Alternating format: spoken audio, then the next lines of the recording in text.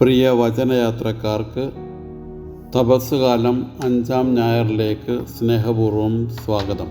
ഇന്നത്തെ നമ്മുടെ വിചിന്തനത്തിന് ഗോതമ്പ് മണിയും പീഡാസഹനവും എന്ന തലക്കെട്ടാണ് കൂടുതൽ ഉചിതമെന്ന് തോന്നുന്നു. ഇന്നത്തെ ചിന്തകളെ 3 ഭാഗങ്ങളായിട്ട് ക്രമീകരിക്കുകയാണ്.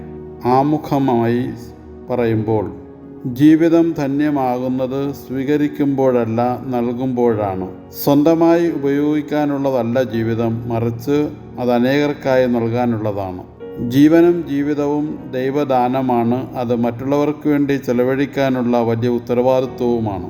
മറ്റുള്ളവർക്കായി ചെലവഴിക്കുന്ന ജീവിതം സുഖദുഃഖ സമ്മിശ്രണമാണ്. അങ്ങനെ ചെലവഴിക്കുമ്പോഴാണ് ജീവിതം പൂർണ്ണമാകുന്നത്. യേശു ജീവിതത്തെ എങ്ങനെ നോക്കിക്കണ്ടുവെന്ന് ഗോതമ്പ് മണിയുടെ ഉപമയിലൂടെ നമുക്ക് വ്യക്തമായി മനസ്സിലാകുന്നുണ്ട്. വിചിന്തനത്തെ സഹായിക്കുവാൻ 1-ാമത്തെ ഭാഗം, യേശുവിൻ്റെ ആത്മാവിലെ അസ്വസ്ഥതകൾ. യേശു ഗോതമ്പ് മണിയുടെ ഉപമ പറയുന്നത് ആത്മാവിൽ അസ്വസ്ഥനായിട്ടാണ്. പുതിയ നിയമത്തിൽ യേശു ആത്മാവിൽ അസ്വസ്ഥനാകുന്നത് 3 സ്ഥലങ്ങളിൽ രേഖപ്പെടുത്തിയിരിക്കുന്നു. 1, സ്നേഹിതൻ ലാസറിൻ്റെ കുഴിമാടത്തിങ്കൽ. 2, യേശു യൂദാസിനോട് സംസാരിക്കാൻ തുടങ്ങിയപ്പോൾ. 3, ഗോതമ്പ് മണിയുടെ ഉപമ പറയുമ്പോൾ.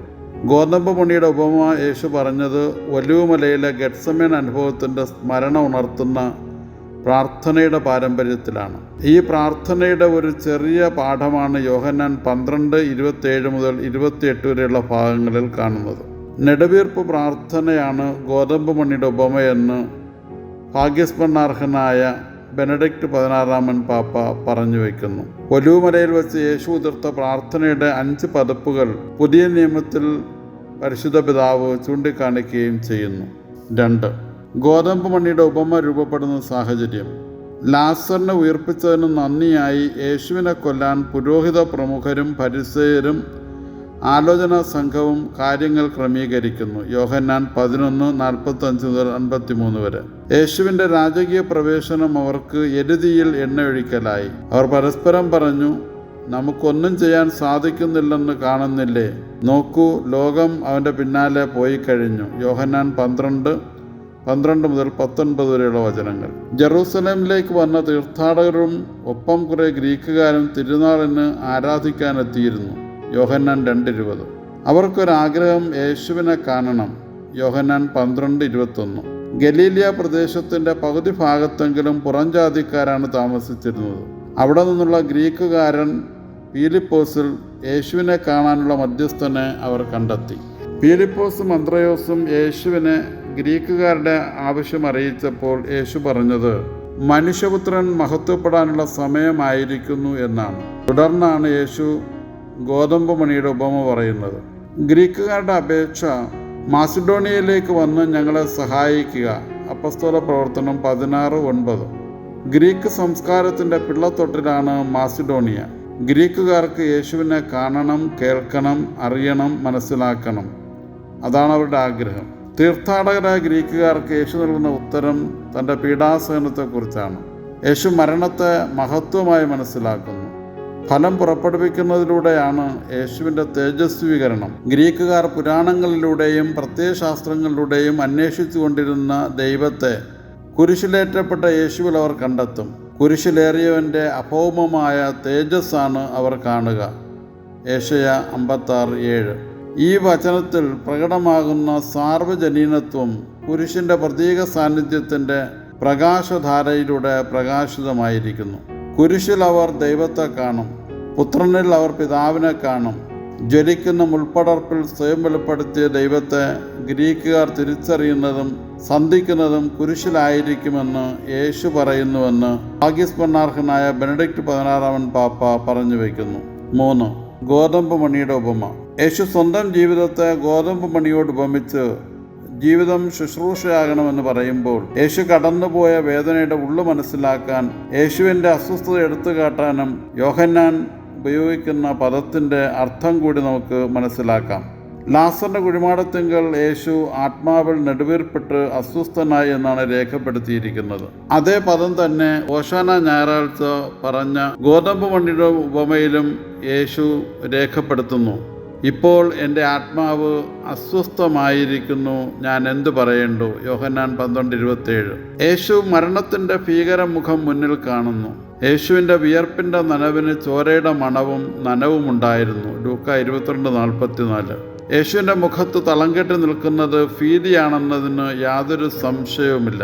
ശൂന്യതയുടെ അഗാധ ഗർത്തത്തിലേക്കാണ് വീഴാൻ പോകുന്നതെന്ന ഭീതിയാണതെന്ന് ബെനഡിക്ട് 16 പാപ്പ പറയുന്നു.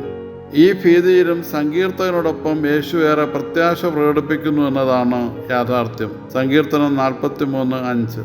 എൻ്റെ ദൈവമേ, എൻ്റെ ദൈവമേ, എന്തുകൊണ്ട് എന്നെ ഉപേക്ഷിച്ചു? മത്തായി 27:46. പിതാവേ, അങ്ങയുടെ കരങ്ങളിൽ എൻ്റെ ആത്മാവിനെ ഞാൻ സമർപ്പിക്കുന്നു എന്ന് പറഞ്ഞ യേശുവിൻ്റെ പ്രത്യാശ നിതരാം പ്രസ്പഷ്ടമാണ്. ക്രൈസ്തവരെല്ലാം ഈ വലിയ പ്രത്യാശയിൽ ജീവിക്കണമെന്നാണ് ഫ്രാൻസിസ് പാപ്പ ആഹ്വാനം ചെയ്യുന്നത്. പ്രത്യാശയുടെ പ്രകാശമാണ് വിശ്വാസത്തിൻ്റെ വഴി നടക്കാൻ ആവശ്യം. ക്രൈസ്തവൻ്റെ ജീവിതവും സഹനത്തിൽ പ്രത്യാശയുടെ ദീപനാളമാകുക എന്നത് തന്നെ. മാനുഷികമായി ചിന്തിക്കുമ്പോൾ മരണത്തിൻ്റെ നിഴൽ വീണ വഴിയിൽ യേശു വല്ലാതെ നൊമ്പരപ്പെട്ടു. യേശുവിൻ്റെ വേദനയുടെ ആഴവും നീളവും വീതിയും ഉയരവും വെളിപ്പെടുത്താൻ യോഹന്നാൻ ഉപയോഗിച്ചിരിക്കുന്ന വാക്ക് തെത്താറക്തായി എന്നാണ്. നെടുവീർപ്പിട്ട് കരയുക എന്നാണ് ഇതിനർത്ഥം. ഭയത്തിൻ്റെ തീവ്രതയിൽ യേശു നെടുവീർപ്പിട്ട് കരയുകയാണ്. തെത്താറക്തായി എന്നതിൻ്റെ ക്രിയാരൂപമായ താറസേൻ എന്ന വാക്കുപയോഗിച്ചാണ് യോഹന്നാൻ ലാസറിൻ്റെ മരണത്തിൽ യേശുവിനുണ്ടായ വികാരക്ഷോഭത്തെ അവതരിപ്പിച്ചിരിക്കുന്നത്. യേശു ആത്മാവിൽ നെടുവീർപ്പെട്ടുകൊണ്ട് അസ്വസ്ഥനായി, അതായത് താറസൈൻ. യോഹന്നാൻ 11:33. യൂദാസിന്റെ ഒറ്റിക്കൊടുക്കലിനെ കുറിച്ച് പ്രവചിച്ചപ്പോഴും നിശബ്ദം കടിച്ചിറക്കുന്ന വേദനയുടെയും കണ്ണുനീരിന്റെയും നിമിഷത്തിൽ യേശു വികാരഭാരത്താൽ ആടിയുലഞ്ഞിരുന്നു. യേശു ആത്മാവിൽ അസ്വസ്ഥനായി, അതായത് താറസൈൻ. യോഹന്നാൻ 12:27 യേശുവിന് മരണഭീതി നീറിപ്പടർന്ന് മനസ്സ് ചൂള പോലെ കത്തിപ്പിടിച്ച് പരിഭ്രാന്തമായി ദുഃഖതപ്തനായ യേശു ആത്മാവിൽ നെടുവീർപ്പിട്ട് കരയുന്നു.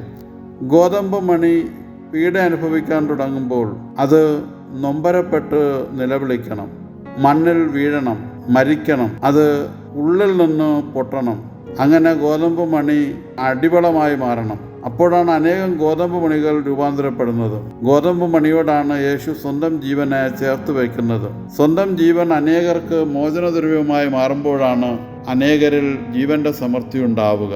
യേശു ഈ ഉപമ പറയുമ്പോൾ തൊട്ടു മുമ്പിൽ ഗെത്സമേൻ തോട്ടവും കാൽവരിയുമാണ്.